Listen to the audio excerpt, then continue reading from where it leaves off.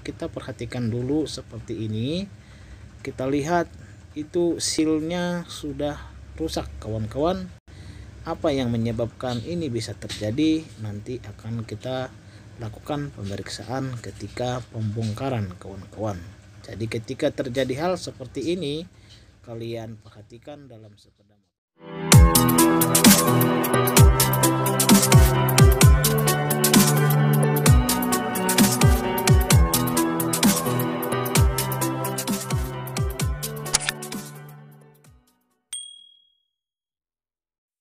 Hai kawan-kawan, selamat datang dan selamat berjumpa kembali di Adongsen Motor Channel. Pada kesempatan kali ini kawan-kawan, saya membuatkan tutorial video yang menarik, masih mengenai sok depan kawan-kawan. Tetapi kali ini berbeda pembahasannya, yaitu ketelitian dalam melakukan pemeriksaan dan juga perbaikan pada sok depan ini kawan-kawan. Ketelitian dalam melakukan perbaikan sok depan ini sangatlah penting kawan-kawan, tidak boleh diabaikan. Kenapa?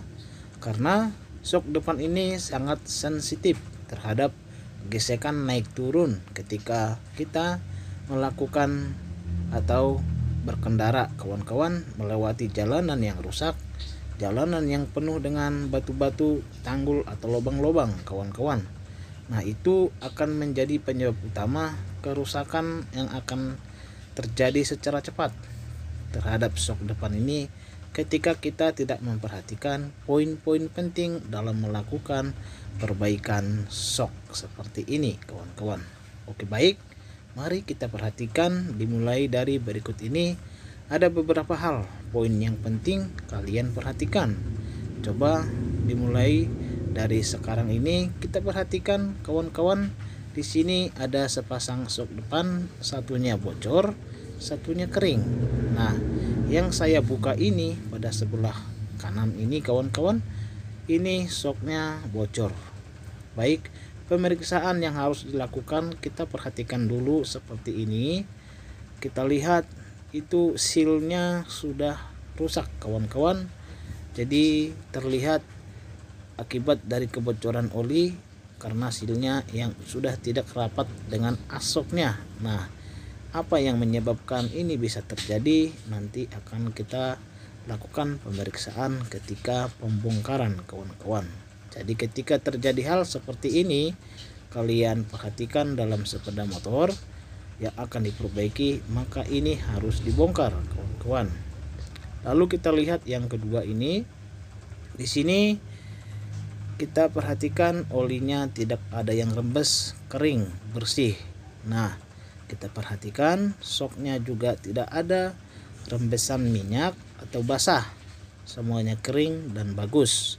Nah, ini poin penting yang harus kita ketahui. Ketika seperti ini, maka ini tidak usah dibongkar kawan-kawan ataupun dibuka semua tabung sok, seal soknya. Cukup hanya kita mengganti olinya saja kawan-kawan ya. Kenapa? Karena masih bagus, dan ketika kita lakukan pembongkaran itu akan merusak seal shock yang masih bagus atau bisa dipakai. Oke, baik, di samping menghemat biaya juga menghemat kerja kalian ketika ada melakukan perbaikan di bengkel. Nah, seperti yang minggu lalu saya sudah ingatkan bahwa ketika kalian akan membuka sok, maka lakukan pengukuran oli soknya kawan-kawan. Ini poin yang kedua yang harus kalian ingat. Jangan sampai oli soknya langsung ditadah lalu dibuang, tetapi perhatikan seperti ini. Tujuannya sederhana, supaya kita mengetahui seberapa banyak kapasitas oli yang masih tersisa di dalam soknya ini kawan-kawan. Kenapa? Seandainya kapasitas oli sudah terlalu sedikit, maka kita tahu kerusakan akan lebih parah.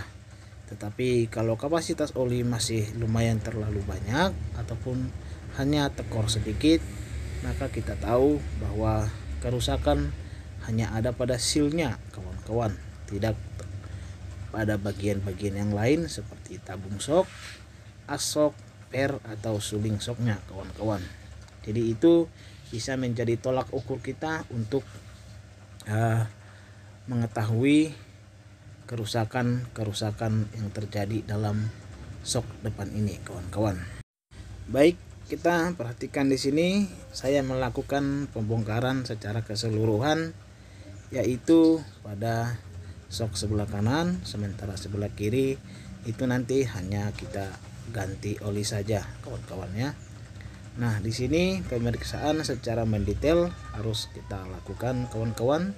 Terlebih dahulu membongkar isi dalam sok ini, yaitu mengeluarkan per dan suling yang ada di dalam sok ini, kawan-kawan, dengan cara membuka klip penutup dari sok ini seperti ini, kawan-kawan. Kita perhatikan di sini pernya lumayan masih terlihat bagus dan sulingnya juga ini tidak terlalu parah, artinya masih ada toleransi untuk dilakukan pemakaian. Dan kita lihat tabungnya ini, kawan-kawan, di sini kita juga lakukan pemeriksaan.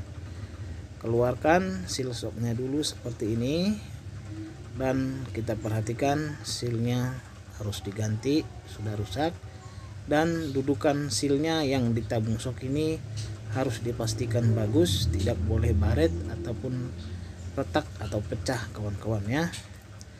Dan yang terpenting lagi, melakukan pemeriksaan pada asok ini. Coba kita perhatikan di sini ada garis-garis sedikit ya. Ini dari sini kita bisa mengetahui bahwa sudah terjadi sedikit kerusakan toleransi, kawan-kawan. Kenapa? Karena belum baret. Nah, sebelah ini dia mulus. Nanti kalau saya putar lagi ya, ini sangat mulus, dan di sini ini terjadi yang namanya baret.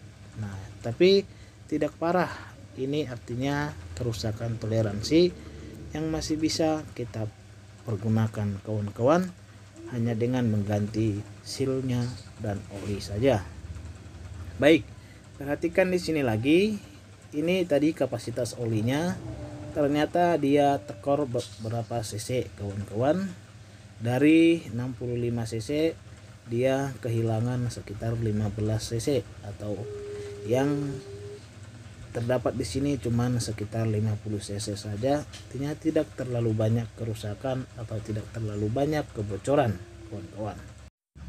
Oke, baiklah kawan-kawan, sebelum melakukan pemasangan kembali atau perakitan, kalian harus pastikan semuanya bersih. Artinya harus dicuci dulu, bersih semua seperti ini, kawan-kawan. Tujuannya supaya hasil dari perbaikan kita maksimal dan memuaskan, artinya tidak ada kendala lagi untuk beberapa lama ke depan, kawan-kawan. Oke, baik, setelah kalian nanti melakukan pembersihan dan dipastikan semuanya bersih dan kering seperti ini, kawan-kawan, baru akan dilakukan pemasangan seperti berikut ini, kawan-kawan. Melakukan pergantian seal shocknya. Supaya lebih mudah dilakukan pergantian seal shock, kalian boleh menambahkan sedikit grease untuk dudukan seal shock seperti ini, kawan-kawan. Kalian olesi juga pada sealnya seperti ini. Tujuannya supaya kita lebih mudah melakukan pemasangan dan tidak terjadi kerusakan pada seal shock ketika kita masukkan ke dalam tabung shock ataupun kita melakukan pemasangan dengan cara diketok seperti ini.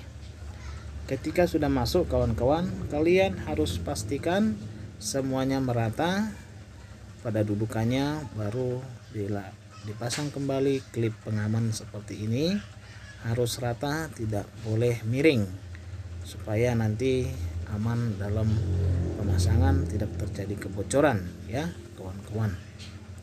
Baik, dengan cepat saja saya melakukan perakitan kembali. Kita pasang seal shock dan tabung shock, oli shock seperti ini. Lakukan pemasangan secara baik-baik dan hati-hati, kawan-kawan. Dan juga harus melakukan pengencangan baut, jangan terlalu kencang, tetapi sesuai dengan torsi pengencangan saja. Kita perhatikan di sini, kalian sudah tahu dosis oli shocknya seperti yang saya buat minggu yang lalu. Jadi di sini langsung cepat saja saya lakukan pemasangan dan merakit shocknya ini, kawan-kawan. Oke, baik. Di sini ada babak bonus yang sudah saya siapkan, kawan-kawan, yaitu pada shock yang kedua ini. Perhatikan. Nah, ini shock yang tadi kering, tidak bocor. Nah, jadi yang penting kalian perhatikan di sini adalah mengukur kapasitas olinya, kawan-kawan ya. Jadi di sini saya sekalian mengganti oli shocknya, tetapi untuk membuktikan kalau shock ini masih bagus, kita akan melihat dari kapasitas oli shocknya. Oke, baik kawan-kawan, kita lihat di sini ternyata kapasitas oli shocknya tadi masih sekitar 60 atau kurang lebih 65 cc, kawan-kawan. Ini artinya oli shock atau shocknya masih berfungsi dengan bagus, kawan-kawan. Itulah sebabnya kita hanya perlu mengganti oli shocknya saja, tidak usah kita lakukan pergantian seal shock atau yang lain, karena terlihat dari kapasitas oli ini bahwa shocknya ini masih berfungsi dengan baik. Oke kawan-kawan, jadi seperti itu caranya untuk melakukan pemeriksaan secara teliti bagian-bagian dari shock depan ini, kawan-kawan. Baiklah, sekarang tiba saatnya untuk langsung ke pemasangan kembali pada sepeda motornya. Perhatikan di sini shocknya sama, sudah empuk dan berfungsi dengan maksimal, kawan-kawan.